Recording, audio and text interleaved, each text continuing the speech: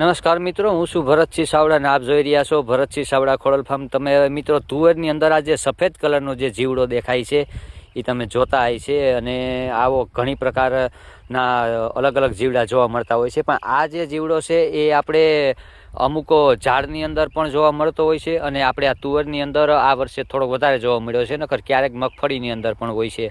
તો હવે જે આ સફેદ કલરનો જે જીવડો છે એ જીવડો આ તુવેરના પાનને જો આપણે અત્યારે આ લાઈમાં જોઈએ છે કે આ નજર સમક્ષ જો આ કટિંગ કરેલું છે, દેખાય ત્યાં કટિંગ કરેલું છે પાન, એ રીતના પાન કટિંગ કરતા હોય છે અને અમુક ઝાડવાના ને આ તુવેરના ને એવા મોટા પાક હોય એમાં પાન કટિંગ કરી અને ખાઈ જતા હોય। તો આપણે એવું થતું હોય છે કે આમાં ગદરનું શું ઈયળ છે કે આ ઈયળની હિસાબે પાન કટિંગ કરેલા છે, ઈયળ તો ક્યાંય જોવા નથી મળતી।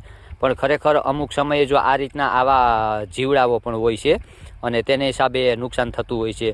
તો ખાસ ખેડૂત મિત્રો એમાં નિરીક્ષણ કરી અને પછી ઈયળોની દવા છાંટવી। ઈયળો ન હોય તો ઈયળોની દવા છાંટવાનું કોઈ ખાસ જરૂર હોતી નથી। એટલે તમારે નિરીક્ષણ કરવાનું છે કે આ સફેદ કલરના જો આવા જીવડા હોય છે એ મગફળીમાં પણ ક્યારેક જોવા મળતા હોય છે અને બીજા પાકમાં પણ જોવા મળતા હોય છે।